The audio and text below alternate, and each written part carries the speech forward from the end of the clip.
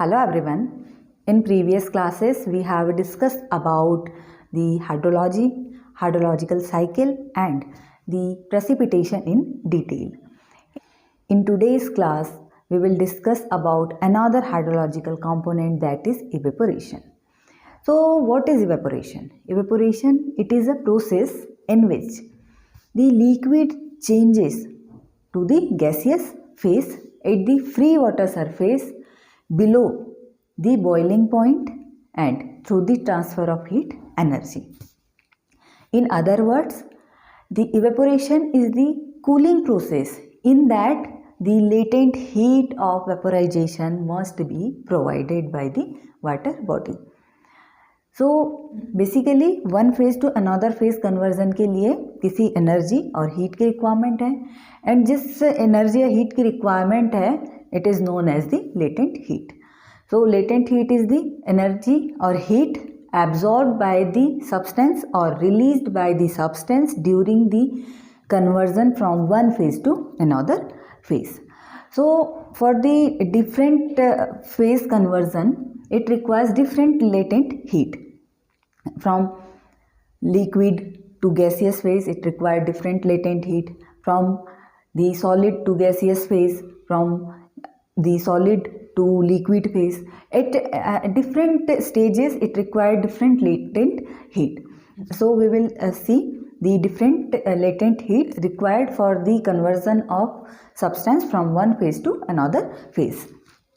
So water found in solid form at sub-zero temperature or the temperature below 0 degree Celsius. So if we are providing heat to the solid state of water or to the ice, so first the substance or the ice will absorb some heat and the solid converts into the liquid or ice converts into the liquid at 0 degree Celsius. So at this point, इस point से from this point to this point the heat was absorbed by the substance. Now this heat is utilized for the conversion from one phase to another phase. Now at this stage the temperature will be constant and just convert होगा solid or ice into the liquid phase. Now we are providing it heat continuously, so this liquid will absorb some heat and at 0 degree Celsius water will start boiling or liquid will start boiling. So from this point to this point the heat is absorbed by the water, means जो liquid है इसका temperature इन दोनों points के बीच में increase होगा.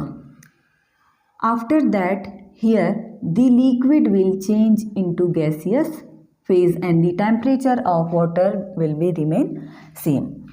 So from point 1 to 2 the substance will absorb the energy, then from point 2 to point 3 the energy will be used by the substance to convert it one phase to another phase. Now the substance is not absorbing energy, it's just utilizing energy to convert it from the solid to the liquid phase. And we are providing heat it continuously. So after conversion of liquid the heat is absorbed by the liquid and below the boiling point the liquid will convert into gaseous phase. So at this stage after the point 4 the temperature of liquid will remain same and will convert the liquid into vapors. So here the vapors form होना start हो जाएगा. सो ये जो this point इस ए point में जो heat है that is known as the latent heat of fusion.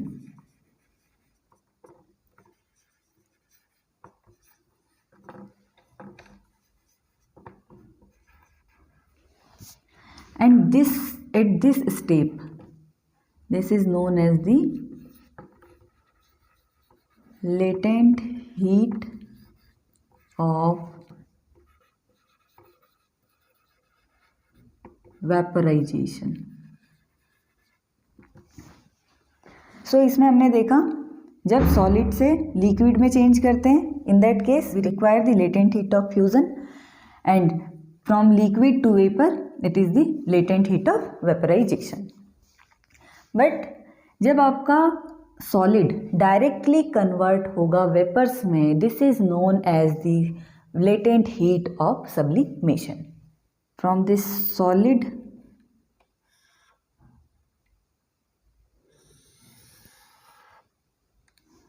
to vapor.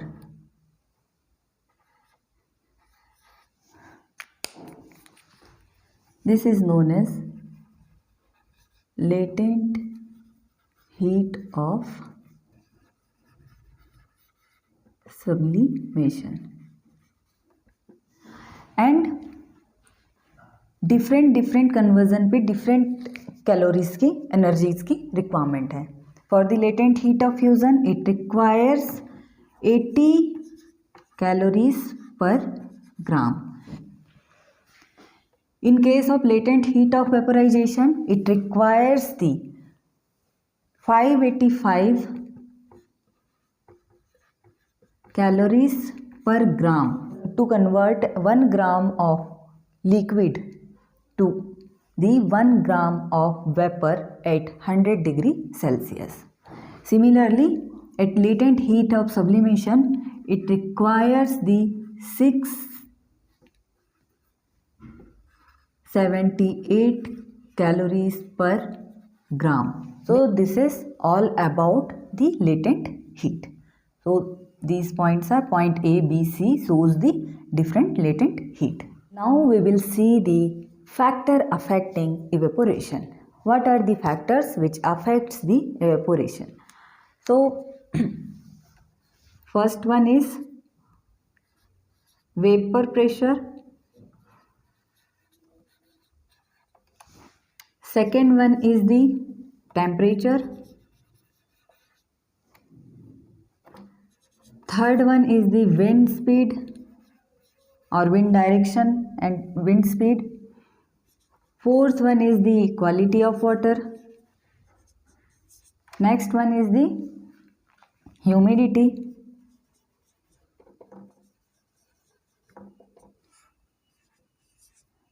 atmospheric pressure,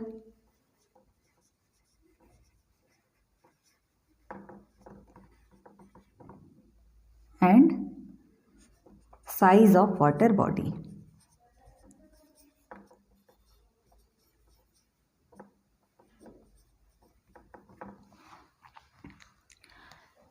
So evaporation losses are proportional to the difference between saturated vapor pressure and actual vapor pressure. यदि actual vapor pressure अब कम है, इसके in that case the evaporation losses will be more, and if the saturated vapor pressure and actual vapor pressure are equal, in that case evaporation will stop or there may be the condensation condition. So relationship between vapor pressure and evaporation was given by the Dalton's, and it is known as the Dalton's law. So Dalton's law says EL, evaporation losses, is equals to C is the constant, EW minus EA. EW is the saturated vapor pressure and EA is the actual vapor pressure. And if EW is equals to EA, EL is equals to 0. जो evaporation losses है वो आपके 0 हो जाएंगे. Next one is the temperature. So temperature and evaporation are directly proportional. Like as temperature increases, the evaporation losses also increases. But it doesn't have any highly correlation. After certain limit, the top temperature will be constant, or The effect of temperature changes with the season to season. Evaporation losses increases and if temperature increases up to certain limit. Next is the wind or wind speed.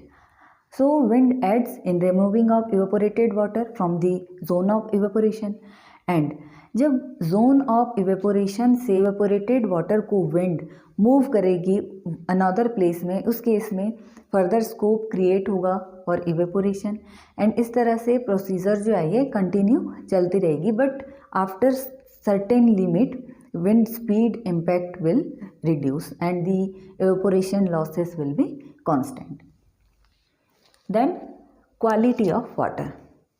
If water is saline water, in that case the evaporation losses will be less, and in case of pure water or fresh water the evaporation losses will be more.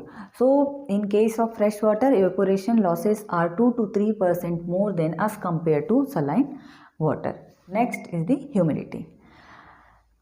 Now if the humidity is more in atmosphere means already moisture present है atmosphere में, so already moisture present है, so evaporation losses will be reduced. So humidity having a inverse relationship with evaporation losses. Like humidity increases, evaporation losses will reduce. Next one is the atmospheric pressure. The atmospheric pressure also have inverse relationship with the evaporation losses. As atmospheric pressure increases, the evaporation losses decreases, or vice versa. Pressure increase, evaporation losses will decrease. Then size of water body. So in size of water body there are two aspects. One is areal extent aspect and another one is the depth aspect. If two water bodies have a same depth but one water body have more area, surface area, another one have less surface area. So in case 1 and this one is 2, in case 1 this exposure to the sun rays are more as compared to the second condition, so here evaporation losses will be more as compared to this one. So EL more and here EL will be less. Then depth aspect. One is the shallow water body and another one is the deep water body. Case 1, case 2. So in case of shallow water body, the evaporation losses will be more during summer and less during the winter. While in case of deep water body, the evaporation losses will be less in summer and more in winter. Why? Because ये जो आपकी shallow water body है ये winter में जल्दी ठंडी होगी and summer में इतने ही जल्दी इसका temperature rise होगा. So इस कारण से इसमें evaporation losses summer में ज़्यादा होंगे and winter में कम होंगे. Deep water bodies इसे समर में जो इस पर सन रेज आएंगी उससे इसे हीट होने में भी टाइम लगेगा, तो इसलिए इवेपोरेशन लॉसेस कम होंगे एंड जो हीट आ रही है उसे कुछ ये एब्जॉर्ब करके भी रखेगा. एंड विंटर में टेम्परेचर एटमॉस्फेरिक टेम्परेचर जो है वो डाउन होगा एंड इसमें ऑलरेडी रेडिएशन एनर्जी स्टोर है. सो इसका टेम्परेचर विंटर में वाटर बॉडी का टेम्परेचर ज़्यादा होगा as compare to atmospheric temperature.